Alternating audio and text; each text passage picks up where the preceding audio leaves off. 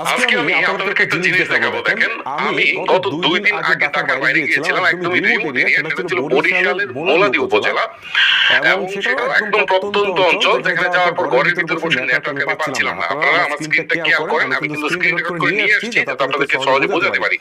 একদমই নেটওয়ার্ক ছিল আমার 2টা সিমের মধ্যে, একটা ছিল জিপি, একটা ছিল বাংলালিংক। সো আমি ঘরে বসে কথা বলতে পারছিলাম না।